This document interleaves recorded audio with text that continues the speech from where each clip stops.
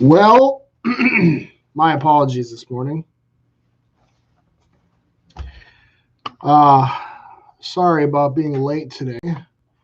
I had some foster care issues, and we had to deal with those this morning. Laura had an appointment. I had to take Esther. She's sitting quietly in the nursery watching Mickey Mouse Club. And I am off and running on chapter 29. We belabored things a little bit. When I say we, I mean I belabored things a little bit last week. We didn't get far into chapter 29.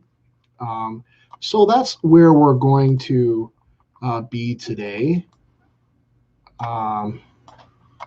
Chapter 29 of Proverbs. And I've got all my translations open. You can leave a comment on the YouTube video.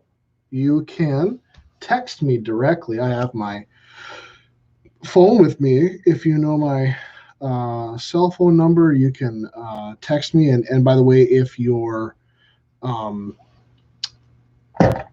a program from the bulletin, from the church at all, you have my cell phone right there on the front page. So you can call me or you can drop me a text. You can leave me a comment on the YouTube, or you can even comment on the Facebook post. I will keep tabs on that as well if you have any questions. We are going to, there, look at that, I'm all good to go. We are going to talk about some fun things today. There's some interesting verses today in Proverbs. So we will set off on that right now. We got through verse 2 last time. I'm not sure exactly what happened. I think maybe I backtracked into chapter 28 last time. So that's why we didn't get very far.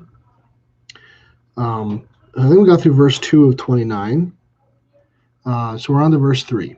He who loves wisdom makes his father glad, but a companion of prostitutes squanders his wealth.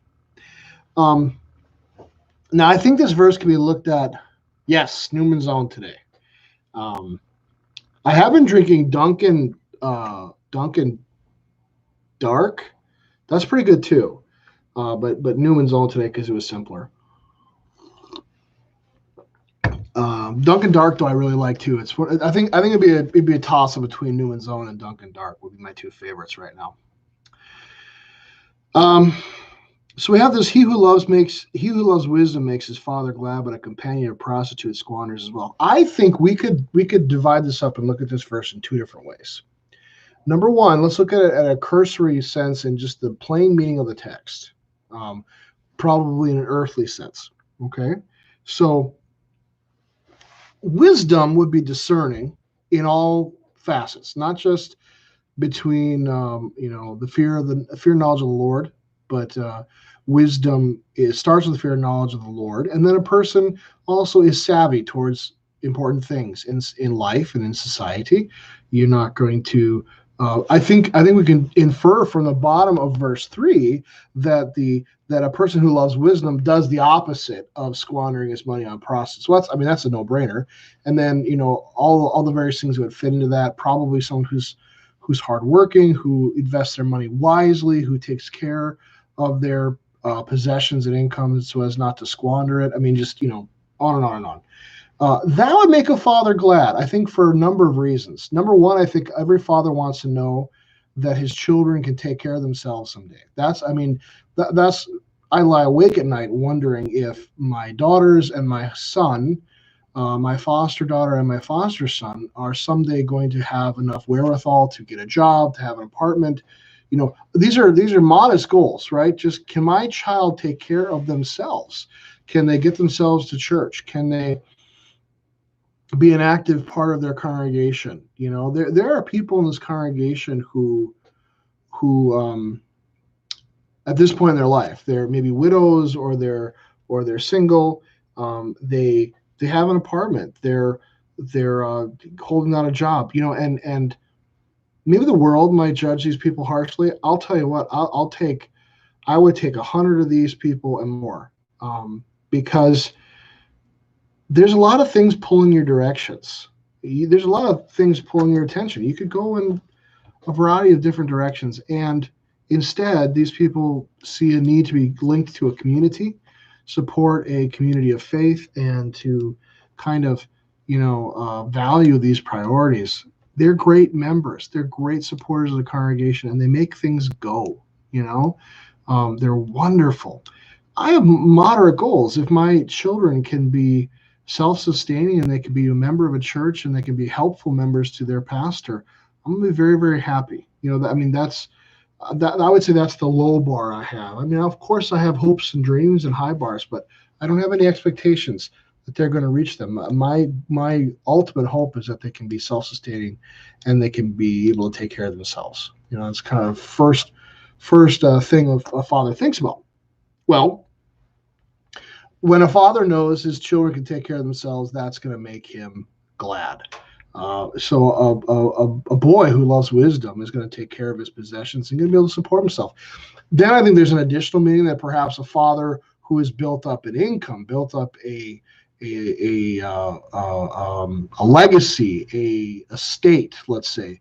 Well, then he knows that he's trusting his legacy and estate to someone who will actually take care of it and maybe even push it forward, reinvest, have it become larger, or at least we'll keep it what it is. We'll maintain it for what it is. So that'll make a father glad too, that everything he's built up won't just be squandered away.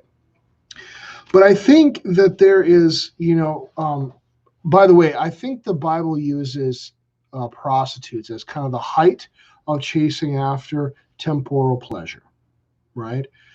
Sex in a Hebrew mindset is meant to be nestled within the relationship of man and woman under God.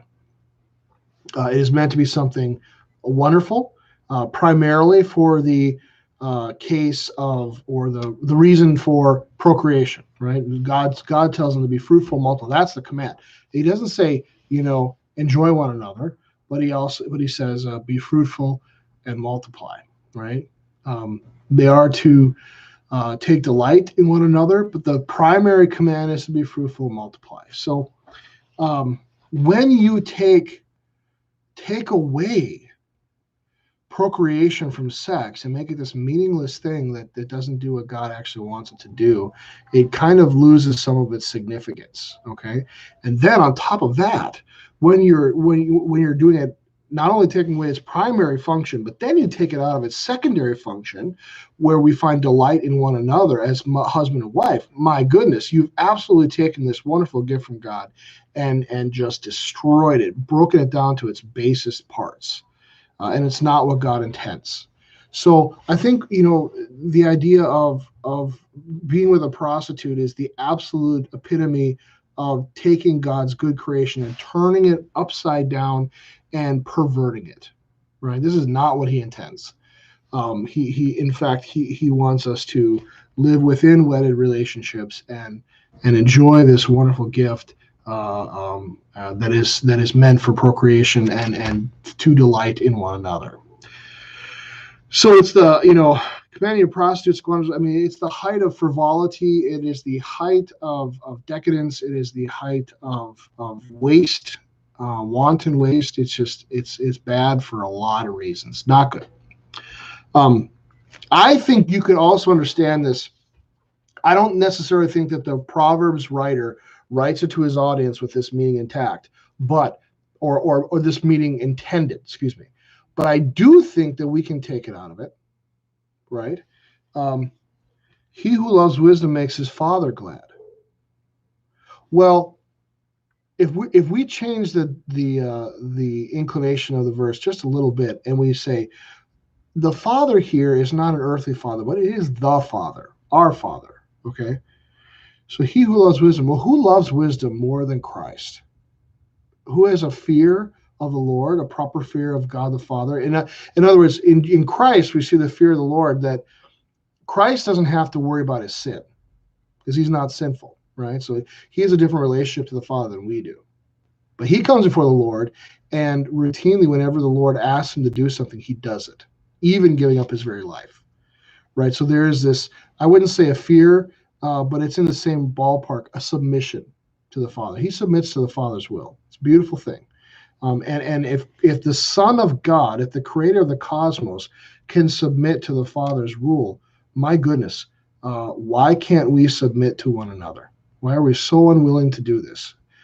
This is the primary reason why marriages are so broken and why people can't enjoy them, because we're unwilling to submit to one another and put our spouse's needs before our own. Right? That's what submit means. Putting someone else's needs above your own. In fact, let's look it up. I just think that's fantastic. Let's look up the word submission and see how the actual dictionary defines it. Okay, I think it's getting on here. The act or fact of accepting or yielding to a superior force. Now, here's the thing I think that makes sense. Or to the will or authority of another person, right? So you yield to the will or authority. In other words, their needs are more important than my needs. I yield to them, right? That's submission. Wonderful. If we could only learn to do this more often and with more ease, I think our world would be a better place.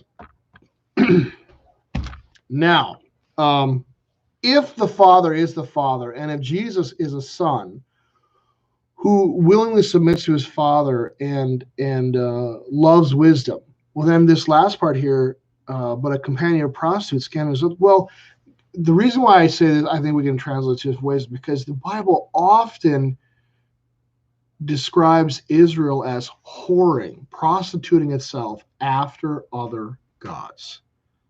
Right? So if this maybe could be understood, doesn't have to be, we can just understand the primary meaning, but if we wanted to understand it as, a description of Jesus Christ. Now, see, we remember that Jesus, after he's baptized, what happens? He's thrown out into the wilderness, and he's out in the wilderness for 40 days and 40 nights with no food, no water. Well, what that is this biblical understanding that Jesus is becoming Israel reduced to one, where all the places where Israel failed to follow the Lord and to submit to his will, Christ is going to go out into the desert, and he is going to submit to the Father's will, and he is going to trust in him even when he's hungry, cold, and thirsty, and probably hot, because the desert can be, which is a really weird thing about the desert, right? It can be terribly hot during the day and then terribly cold at night. It's extremes of both temperatures, as well as being thirsty and hungry, probably tired as well. So he goes out there, he suffers, and he is tempted by the devil, but he does not submit. Whereas in Israel, all you constantly hear is people whining, complaining, grumbling. It's like this, the devil is playing this awful fiddle, and they make noise according to his whims. It's bad. Yeah?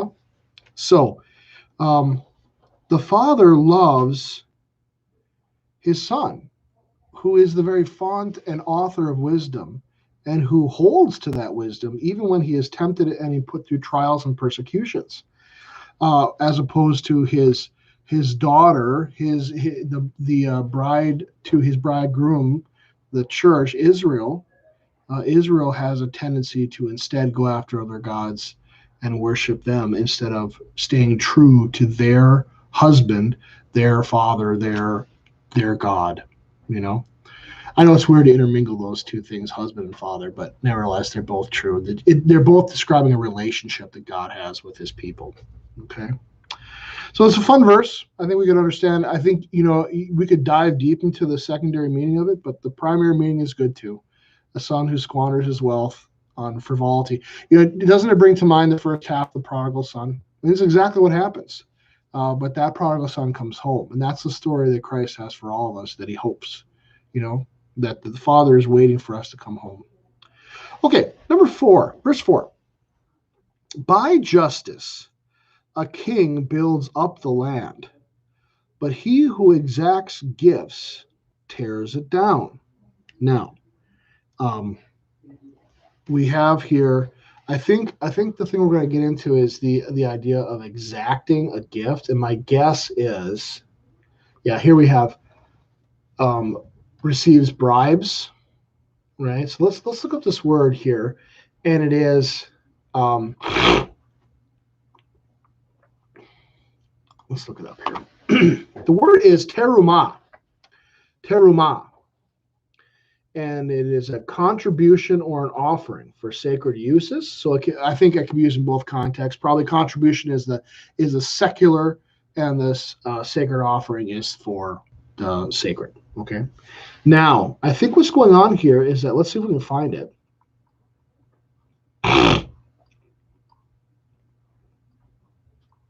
The word in and of itself is not bad, okay? Because it's used in a lot of really good places, especially in Exodus. It's used routinely for the contribution given to build the tabernacle, right? So this is not necessarily a negative word. But my guess is the reason why it's translated negative here is because it's a hifil. And hifil is a verb tense in Hebrew that is causative. In other words, I cause this in you. So if you cause someone to give you a contribution, you can understand the context there. Okay. Let's look at this one. Yeah.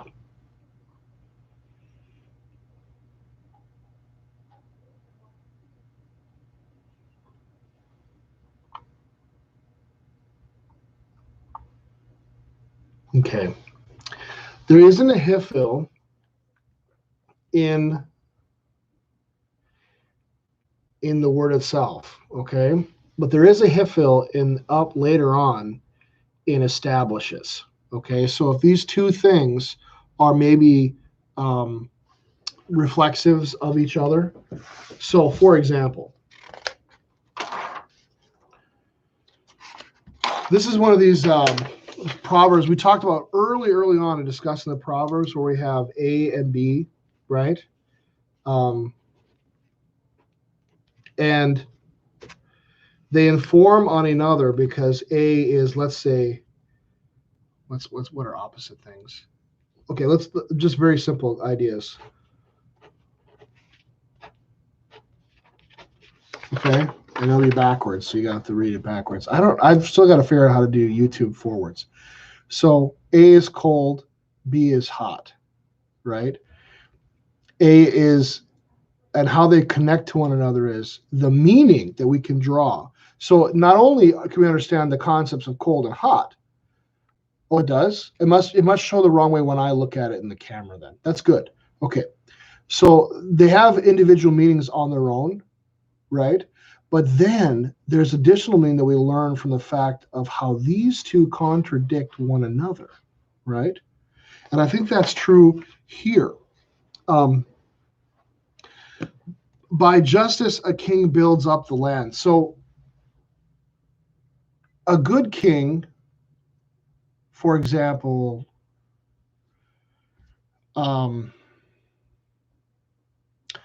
Josiah is a good example. He early in his reign, he brings the people back to true worship in Israel. He says, no, we're going to go back to reading the Torah. We're going to go back to celebrating the tabernacle or the festivals like we should have. We're going to get at that time they had false idols inside the temple. We're going to get rid of those. So he reforms, and then the nation goes through a time of prosperity and strength. Okay.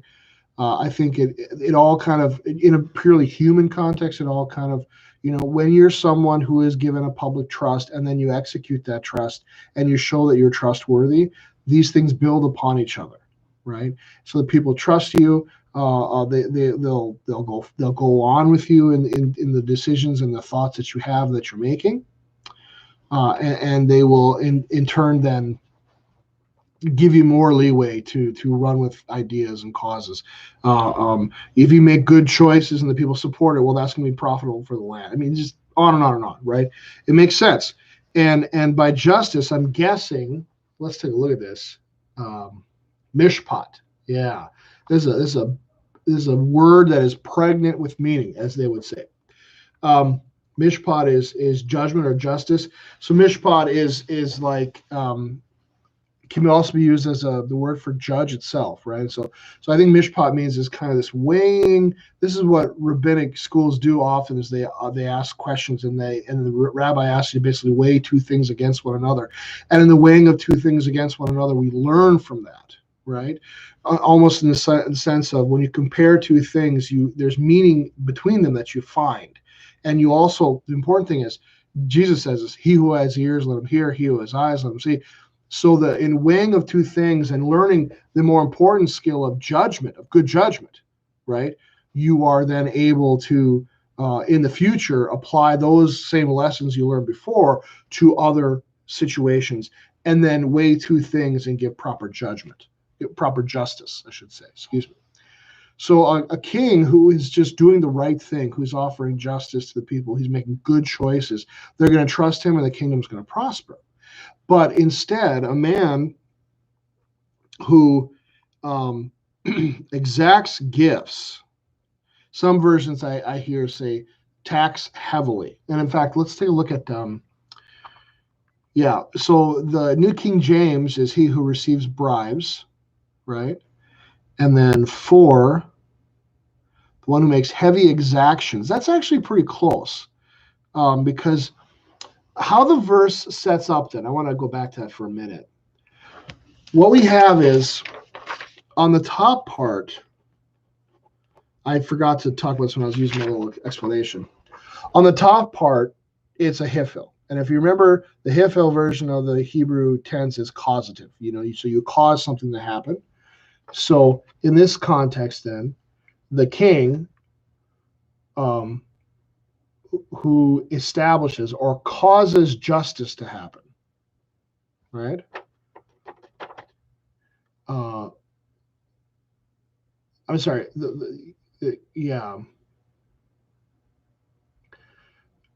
Basically, no, it'd be more along the line of, sorry, the king who, how does it say it here? Yeah, the king who causes the land to happen, or establishes or makes it great, right?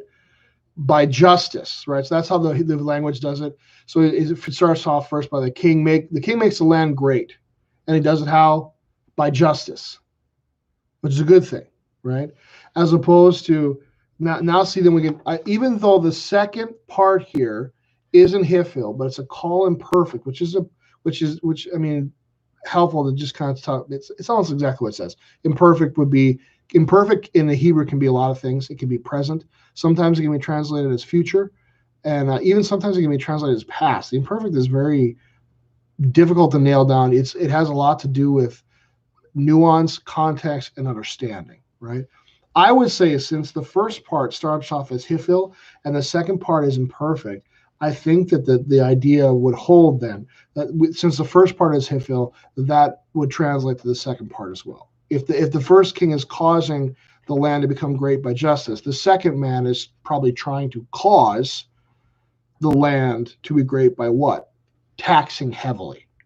Now, there's actually a history of this. Solomon comes to the throne, and his people tell him, we'll help you build the kingdom, the palace of the king. We'll help you build the temple and the holy city. Just be kind to us. Well, what Solomon ends up doing is he enacts labor programs and taxes the land heavily to get these things done. A lot of people spend, I think how it works is that you basically spend 4 or 5 years as an indentured servant in Jerusalem building the temple, and everyone takes a turn, right? So he basically forces the whole country to help him do this. And it's not good. The people can kind of see the value in it, that we need the temple to be built and we need the royal palaces. Because, in this context, the royal palace is like the White House. You need a place that kind of projects power and also diplomacy as a country. You can kind of see it. So like, we kind of need these things just so that people think we're in the same plane as them. There is a certain extent to where you can't always do everything ordinary and simple, because at some point you need something that kind of shows you're in the same par as other countries. It's just how it is. I'm pretty sure that George Washington and other people probably weren't looking for affluence and wealth in Washington, D.C., but they needed it in order to do what do you call it? Diplomacy. They just needed it. So Solomon exacts a heavy toll on the people, but they're happy because there's a product. They receive something that they use, and that's valuable.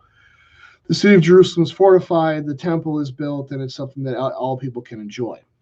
Going forward, then, Solomon's son, the leaders, after Solomon passes, there's a primary heir. Solomon leaves a ton of heirs. That's part of the problem, is that he had all these concubines and wives.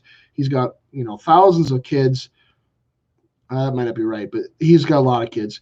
And how does he deal with who's the proper heir, right? So finally, one kind of rises to the top. One guy that's going to be the king. Shortly after, by the way, the kingdom splits in two after Solomon, because of the fact that this guy becomes the king. And they come to him and they say, hey, listen, your dad really, really oppressed us. Can you maybe back it off a little bit, and we will be more than happy to serve you and be your people.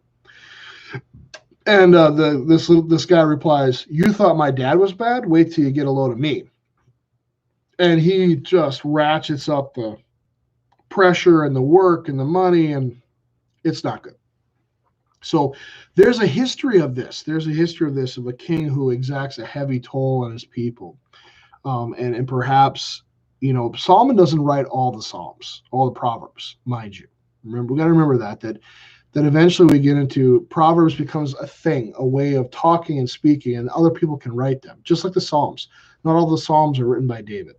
So perhaps someone's making a little bit of a commentary on Solomon himself in his own book. It's interesting. Nevertheless, and I think we can understand it too, that there have been a lot of, places that have, one of my favorite things to, and it's kind of morbid, but I like it because it's just so bizarre, is these Third Reich shows on the History Channel where they talk about Hitler's plans. I mean, if you ever dug into this, what Hitler was planning for Berlin, I mean, these just mega structures. He was going to build huge open domes and forums that he was obsessed with the Roman Empire, and he wanted to rival the structures of the Roman Empire and their architectural genius. So he was going to transform Berlin into this mega city, and architectural beauty and design and everything else. I mean, he was a crazy person. And at least the amount of work and time it would have taken to do this, I mean, he would have probably killed, not that he didn't already, but in order to build these things, he would have killed millions of slaves and spent, I remember one time one of these shows was talking about the sheer cubic tons of concrete it would have taken to do all this work. I mean, it was just crazy. And well, he could do this because he was a dictator, right? He ruled with an iron fist. He was, if I remember correctly, I think within the what do they call them? The socialist. They called themselves socialists, I think, but they were fascists. But the tax rate was exorbitantly high, especially the Jews and other minorities. They were, in excess to build all these things, to pay for all this stuff. And eventually, when you're a command economy, you don't bother paying for stuff anymore. You just do it. So there's been plenty of times where we've seen this in the past. I mean, I think most recently, you think about Venezuela, they have crazy high taxes there. And they don't get a whole lot for it, for being a socialist republic. Is it a social democracy there? I think it's social democracy. They don't get much for what they're taxed. Maybe the people who have the most and have all the power should be the ones getting taxed as well. I don't know. It seems strange to me. Okay. But I'm a small government guy. I've always been a small government guy. Verse 5, a man who flatters his neighbor spreads a net for his feet.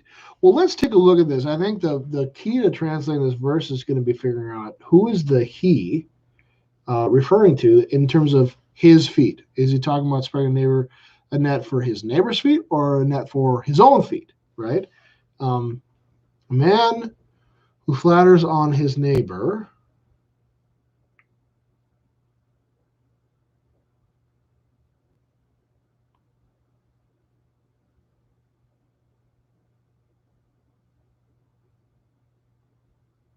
So what we have here is a man, noun, masculine, singular. I think that's, it doesn't say person. If it's first, second, or third person, it just says that, Hebrew does this a lot where it can be at times kind of vague in how they describe things. Greek, on the other hand, is very specific and very, usually the verb, if it's got a object or the noun, I mean, these things all match. All these nouns and verbs, objects, they match up, so you can clearly trace what the object is and what the subject is, and in the sentence. Sometimes in Hebrew, it's not that easy. What we have here, though, is interesting because his neighbor is third masculine singular, and his feet is third masculine singular. So those two things match. My guess is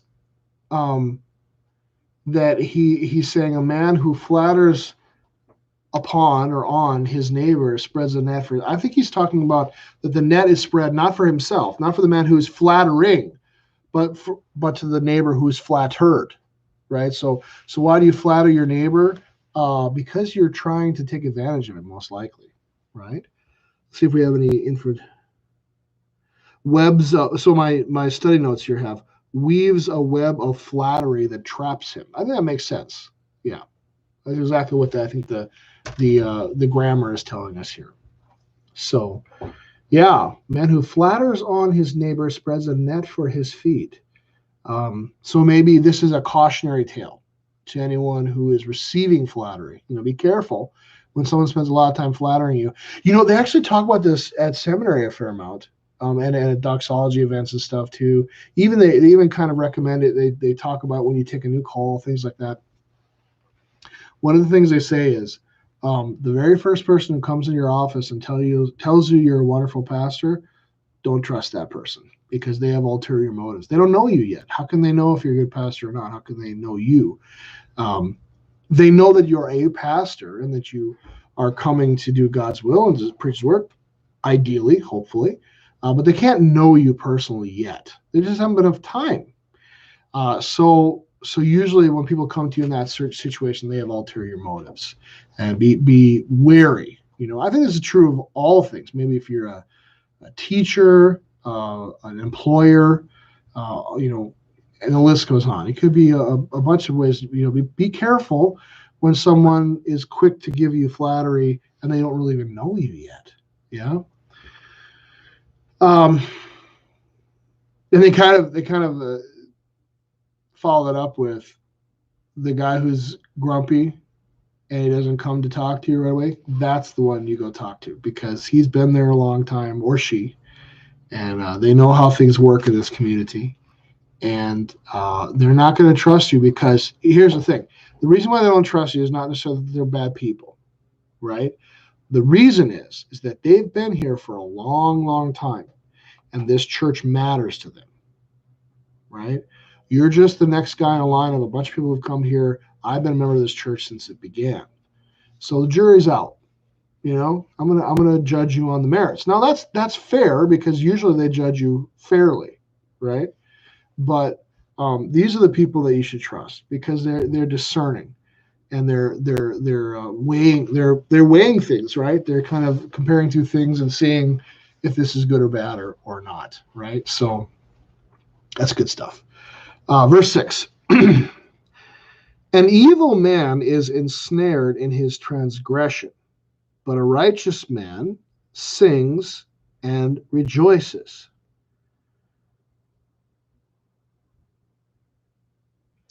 I think, let's take a look at this.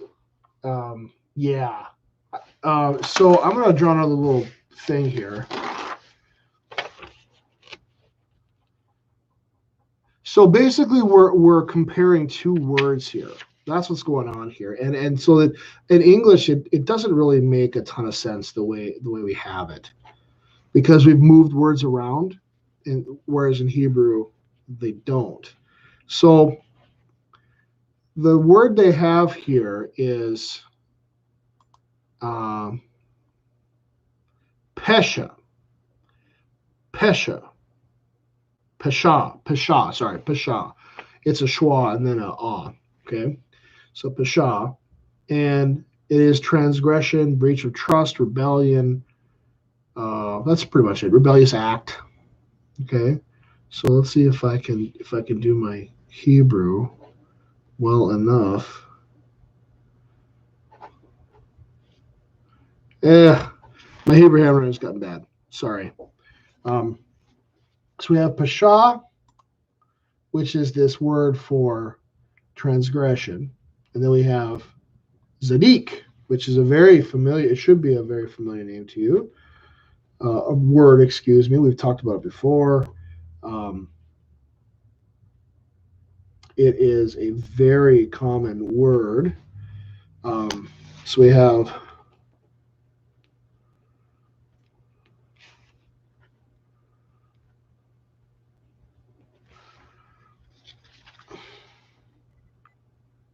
and then it has basically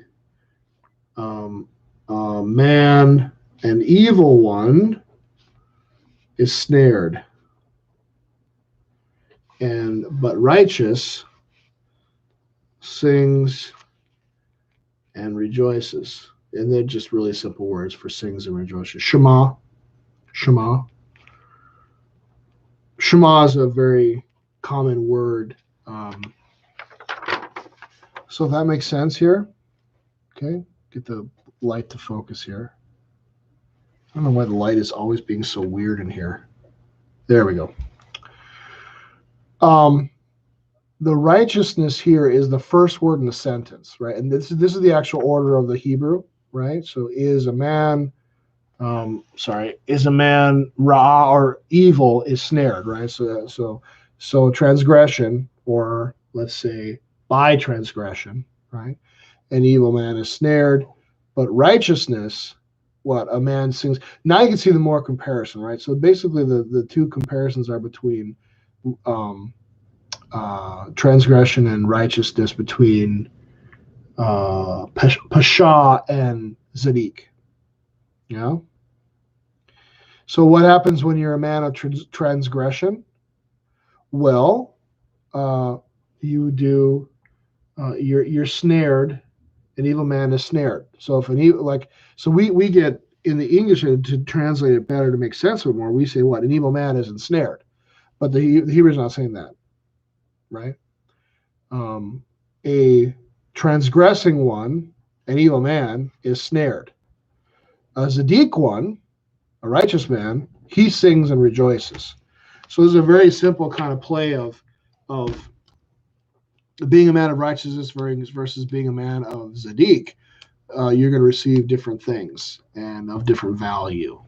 So pretty straightforward. But the comparison of the words is what doesn't come out when you translate it into English. Okay, going on. All right. I just got a phone call. Did someone try to call me on the Bible study? Text me so I don't have to pick up the phone in the middle of the study if that was you. Verse 6.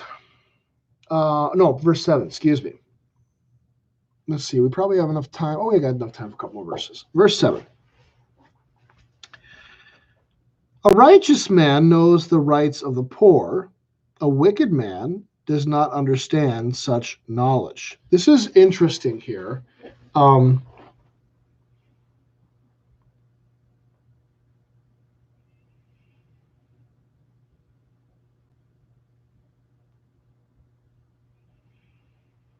So we have, we start off with a righteous man.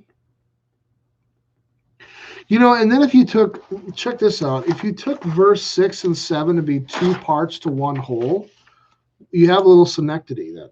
So you have an evil man, then you have a righteous man. Well, and we should probably look at what wicked is here too. Rasha. It's not Pesha this time, but it's Rasha. So we'll go with wicked again, right? But then we have what?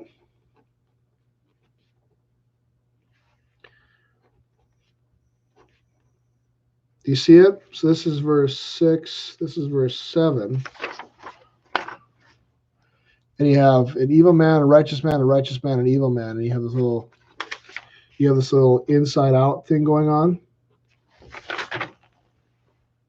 right there.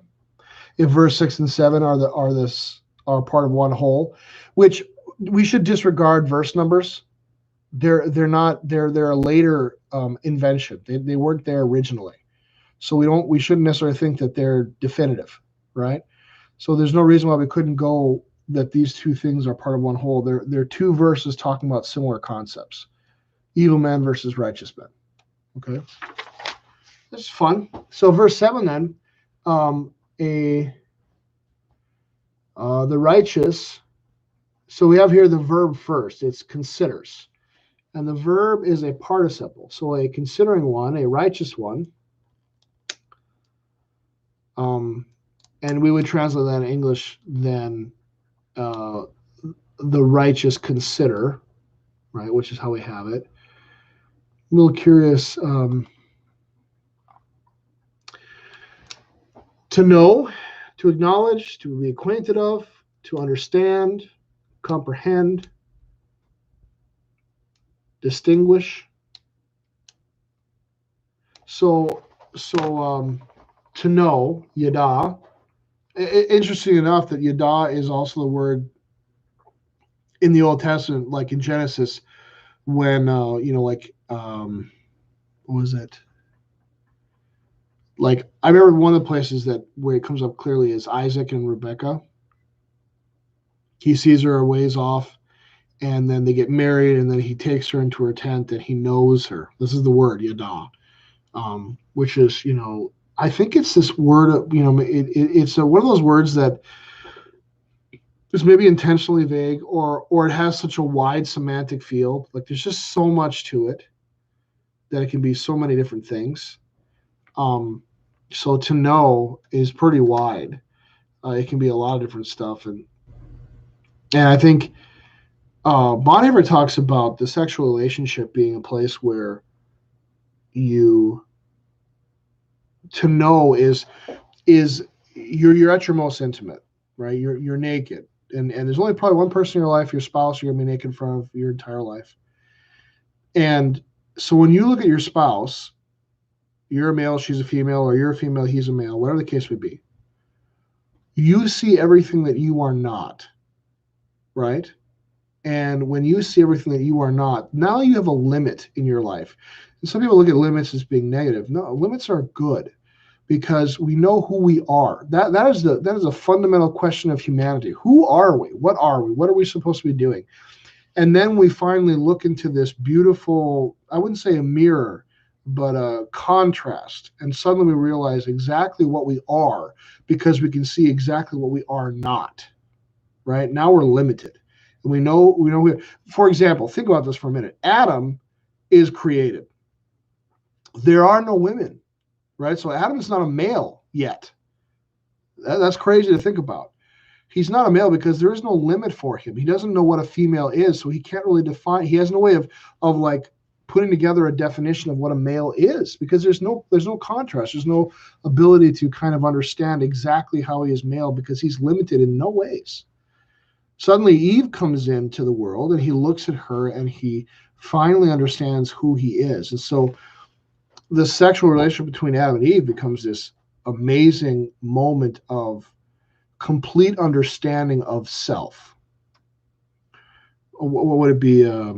Catharsis, maybe. You say like, oh, finally, I understand who I am now. I get it. And that's why there's such joy in Adam when God brings Eve to him. He's the verbs and the tenses talk about him just being overjoyed. Finally, this is flesh of my flesh and bone of my bone, because he's named all the animals and he's trying to see if any of the animals are suitable for him to be his helper, and none of them are, right? And now finally God has made someone from his own flesh that is suitable to be his helper, and he's so thankful, he's so happy, right? So this is the word for knowing. I think it has, of course, I think there is a sexual component, but I think it's sexual not in the sense of like that it's some kind of physical knowing. I mean, it's a knowing in the sense that finally you know exactly who you are, you know who your spouse is, you know what your life is about. Everything changes and becomes wonderful. This is this knowing verb, right? It's got so many meanings. It's just, as I would say, pregnant with meaning. There's so much meaning there. So, Yada, the righteous man, knows, right? It's not just that he kind of understands it in a very casual way. He knows, he considers, he cares about the cause of the poor, right? But the wicked does not understand such knowledge. Now, what is the cause of the poor? It's called the deen. Let's look this word up. The judgment, the justice, the rights, the strife. It's interesting. I think a leader who understands the plight, this is a good word here, the plight of the poor, the nature of not being able to defend oneself in court because you can't afford a lawyer, right? Not having the resources where you can get off a day to take care of, you have to work every single day. You don't have the time to defend yourself, right? So when a rich man understands, when a righteous man, right, understands the problems of being poor, there's lots of them. You're scared maybe day to day that you're not going to have food to eat. You're concerned about the very basest of issues in your life. You can't consider what clothes you're going to wear and how to lose weight because you're starving and you've only got one set of clothes, right? I mean, there's a whole different set of issues going on when you're poor, and when a righteous man actually considers them and understands them, as opposed to the other side of that coin is we see in the history of Israel that constantly the rulers, the nobles, the people in power, the people with money would oppress the poor. And perhaps this was done intentionally, and perhaps this was done unintentionally because they just didn't understand the poor and their problems. They just railroaded over them because they could. That's not what God wants. The wicked doesn't understand the cause of the poor. And perhaps the verse is placing upon us a request, a thought. When you're a righteous person, like, in other words, if you're reading the Proverbs and your desire is to become a person of wisdom, perhaps you should spend some time considering the plight of the poor, what life is really like for them, to understand it. And I can't help it. And sorry, I was thinking of it in a movie context, but there's the beginning of not the beginning, like it's about maybe a third of the way in. There's an evil mob boss in the movie Batman Begins. Okay, it's the origin story of Batman, and the mob boss tells him, "You're Bruce Wayne, the Prince of Gotham. You have to go halfway around the world for someone not to recognize you." And then he says, "You don't know poor, you don't know desperate, you've never experienced it." So the very first thing that Bruce Wayne does is he flies halfway around the world to China, and he lives as a thief and a desperate person because in order to understand these people, he's got to some way connect to it. Now, I'm not saying that in order to understand poor people, you have to live as a poor person, you have to experience what they're going through, but perhaps you should maybe talk to one.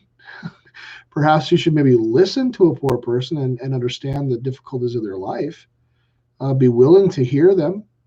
If you're not, then you're somewhat aloof of people who are your brothers and sisters in Christ, who trust in God just like you do, and have a whole host of different problems. Interesting verse. Verse 8.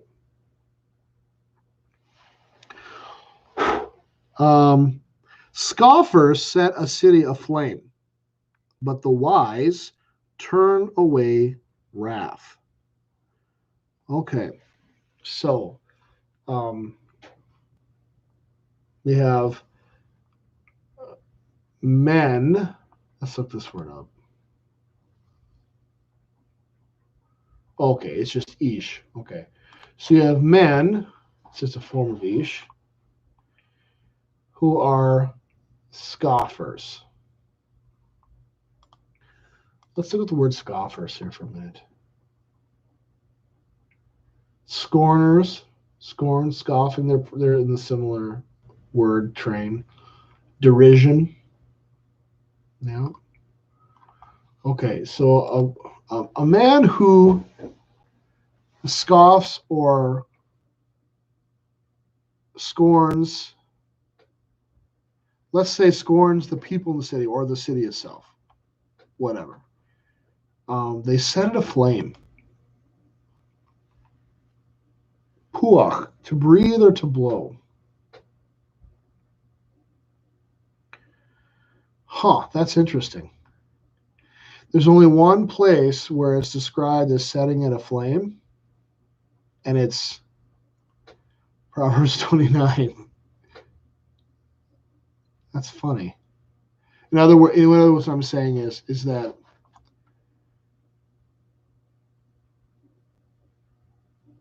okay. There's only one instance of this being used in this way, at least in the Bible. So how do they get there? Are they guessing? Are they just making a thought? Like, well, comparing the two parts of the verse, like, well, they must mean something negative towards the city, so it must be a flame, right? But going further in definition, I see in Strong's Exhaustive Concordance, a primitive root, to puff, blow with breath or air, hence to fan as a breeze, to utter, to kindle a fire. So anyone who's ever started a fire in rustic methods, you get a coal or something like that, or watch Survivor Man, whatever the case may be. You get a coal and then you put it in like a little kind of bird's nest of material that's dry, that's tender. And what do you do with that coal? When you get all that dry material, then you gently blow on it to set it on fire, right? So that's probably the context of what this word and why they used the setting the city aflame. Okay. So maybe the better question is, okay, so the word makes sense, set it aflame, right? But why? How does scoffing or scorning set a city aflame? Let's take a look at this word, turn away from the righteous part. To turn back, to return. Used for repent, too, as well. That's interesting. Revoked.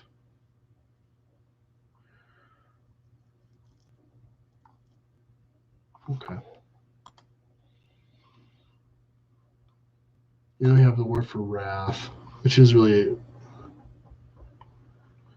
nostril, nose, face, anger. So this is used for wrath because it's used. I can't remember how they describe it, but they personify God in the Old Testament. There's another word for how you do this. I can't remember what the grammar word is for this when you personify things. I think there's a term for it. Nevertheless, in the Old Testament, they personify God, and when He's angry, especially like if you think about the golden calf moment, God's anger burns. And what it literally says in the text is that His nostrils are flaring. God's nostrils are flaring. So when we flare our nostrils, usually it's because we're angry. And we have that kind of like excitable temper type anger in our body and our feelings. We really want to destroy something. We really want to hurt something, right? So we have wrath is a good description here, right? So the nostrils flare, right? Now, often God talks about burning up then. When He has this wrathful discussion, He talks about burning up things with fire. And of course, he's on top of Mount Sinai at the time, and there's fire and brimstone going off and things like that. So it's at least there. It's a semantic field. It's in there. So going back to this,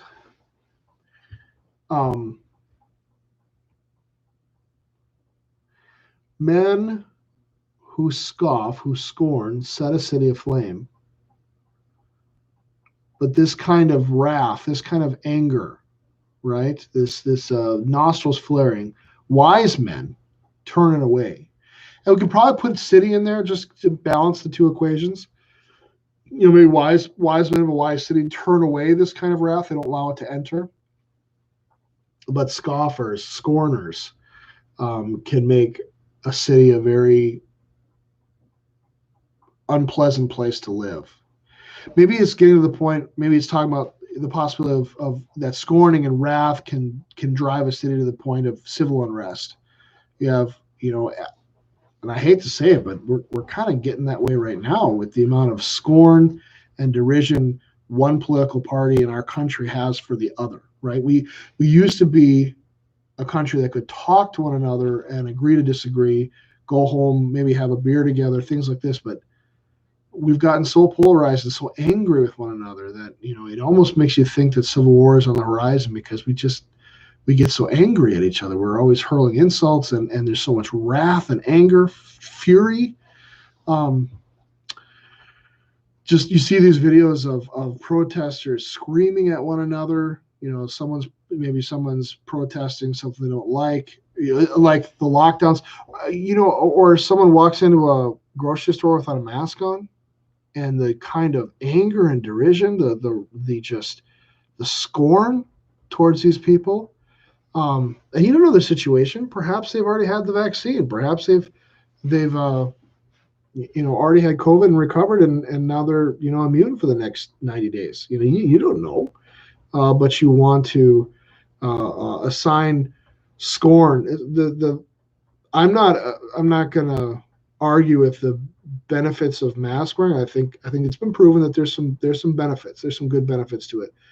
But the thing that I don't like is that it's become a social context, right? If you don't wear one, you're automatically a bad person. See, now we're making opinions. Now we're making social social judgments based on, what if that person reads a variety of documents and scientific journals and decides, I don't think there's a lot of scientific benefit from this, right? Now, you may disagree with them, right? But the problem is that it isn't settled science 100%. It just isn't. There's lots of studies out there to prove that these things aren't as maybe efficacious as we think they are, regardless. The point being is that I don't want to get into any of that. I don't care about that stuff. What I mean is, why do we attack it socially? Why are they automatically a bad person? Why do we hate them? Because they won't knuckle under and do what we want them to do. I'm not sure. It bothers me. The inability we have to talk to one another, reason with one another, love one another. We're supposed to love our enemies, even people that we have problems agreeing with. I don't understand why we've suddenly just got this right. We feel to be angry and to scorn anybody we think doesn't think like we think, doesn't agree with how we agree. It's really ugly. It's really ugly. We used to be a benevolent people. We used to be a kind, reaching people, and now we are so obsessed with taking care of ourselves and so obsessed with ourselves before anyone else that we just as soon slit our neighbor's throat if it benefited us.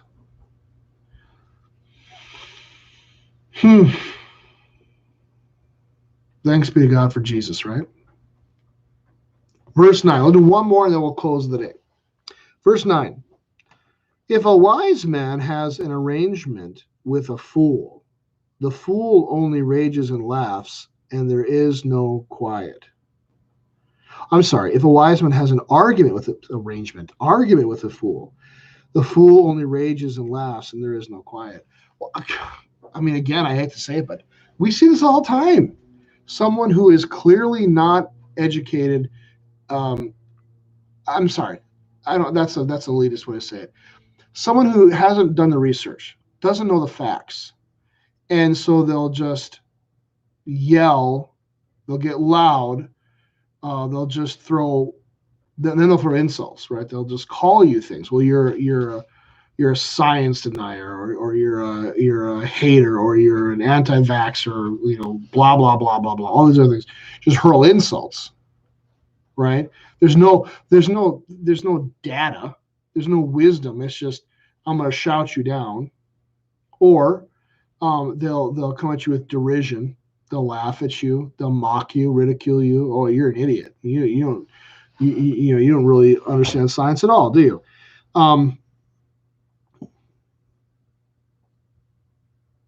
I think maybe what the verse is getting at is, how much value is there to debating a fool? And I might, in our modern context in the world right now, I'm really frustrated and confused as to how to go forward. I want to speak truth, and I want to do everything I can to protect our republic and our country. But I feel at times that I'm very handicapped. There's not much I can do. What can I do? I don't think that arguing, Facebook in its original premise was a place where we posted our family pictures and we kept in touch with people that we lost touch with.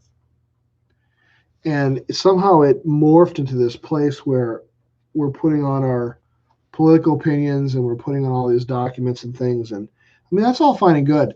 I don't know how valuable it is. Has anyone, and I'd ask, I wish I could put up a poll. I should really learn how to do that. I'd love to know if you can put in the comments, okay? I'd love to know if anyone has ever read a Facebook article and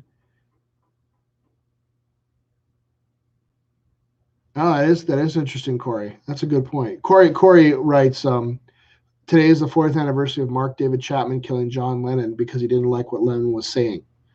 Specifically, Lennon thought that the Beatles were bigger than Jesus. It's interesting. Now, I'd love to hear in the comments or anywhere else, you could text me too, if anyone ever was not that you were hearing an article or reading an article that agreed with your viewpoints.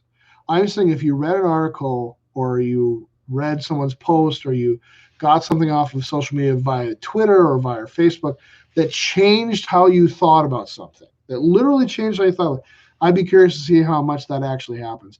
Because quite frankly, I think Facebook is a terrible place to argue philosophical and political debates. Because it becomes a place of anonymity to a certain extent. We sit behind a keyboard and behind a screen, and we say things that we would never say to anyone in person, right? We would say things online that I really doubt you would go up to someone to their face and say the same things. So in that kind of environment, I don't think that we can have rational, meaningful conversations. I just don't know how that happens. And then usually the comments feed just becomes this place where it's, one group against another group, and then inevitably there's somebody in the middle trying to say, hey, let's all be nice to each other and not fight. And it's like watching 6-year-olds try to discuss politics. It's asinine. If you want to make a difference, write a letter to your congressman, write a letter to your local representatives, your local congressman in your state, because they have the ability to press buttons and put pressure on certain people. Write a letter to your congressman, write a letter to your president, write a letter to other representatives in Congress. Tell them, hey, listen, I'm not from your state, but I'm watching what you're doing. I don't agree with it, or I do agree with it. Do more of it. Whatever the case may be, go and actually speak to people that can make a difference and do those sorts of things. So I don't know. I'm not sure that Facebook is a place to have an argument with a fool, let's say. And I don't mean fool in a pejorative or negative sense, just maybe someone who's making a bad take and doesn't agree with you, and you're going to hash it out with them on Facebook. I don't know if that's going to get you anywhere. I don't know if you're going to have much luck with that. And I feel maybe like a coward sometimes that I haven't put a lot of political stuff or political opinions on my Facebook page. But every time I consider it, I kind of think to myself, is this going to do any good? I'm pretty sure people know where I stand. They should. And if they don't, they can ask me. But I'm not sure that putting this thing out there is, it might be like a checkbox that gets ticked off with someone who maybe already agree with me on some concepts and like, oh yeah, I agree with Pastor on this too. But it's also going to serve to anger and frustrate people who disagree with me, instead of us actually talking face to face like two human people and having a real conversation and finding things we can actually agree on. I don't know. I think the way that Facebook and YouTube and other places are being monitored and censored too, I don't know how much of a political debate you can even have anymore. Get outside, go to your church, go somewhere and talk to your friends, talk to people. which I say as I'm streaming a YouTube Bible study online.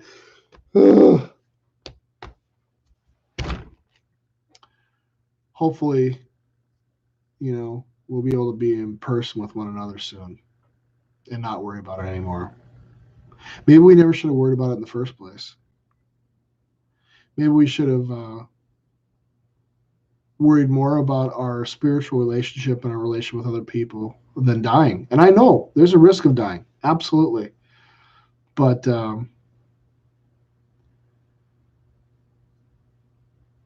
weighing these two things, and as Christian people, we should never be afraid of dying. Weighing these two things and being more afraid of dying than more afraid of losing our spiritual life and our wisdom.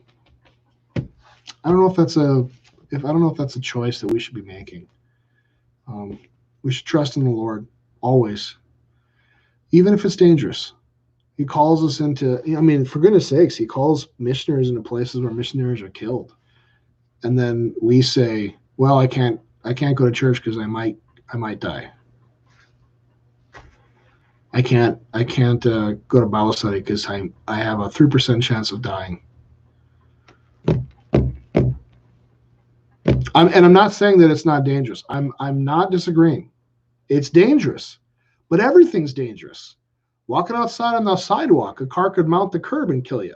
Everything's dangerous. What are we going to spend our whole life living in fear all the time, afraid of every single way that we could die? This is the whole point. This is the whole reason why Christ conquered death, so we didn't need to be afraid of death anymore.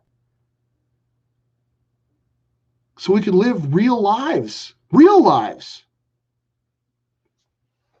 There's a period in my life as a college sophomore where I got really obsessed with death and was really afraid of it. My dad was sick, and it really got in my head because I'm very much like him. And I was scared of a lot of things, but I wasn't living.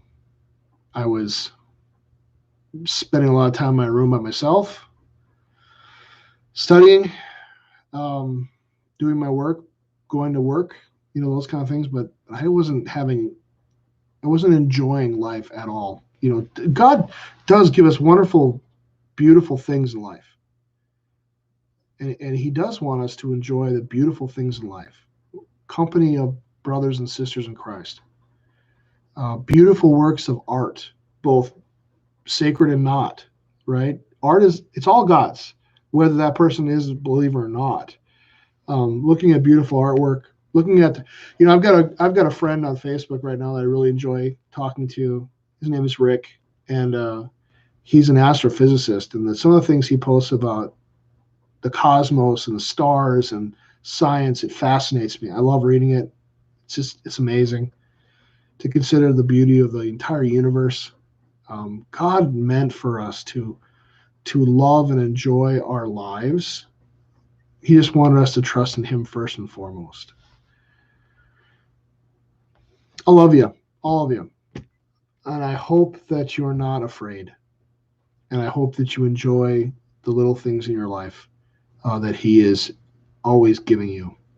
Don't cut yourself off from them for anything. Blessings on the rest of your day. We'll pick up at verse 10 next time. And I'm sorry again that I was late. I hope you can forgive me. I love you all very much. There's not a thing you can do about it. God's peace.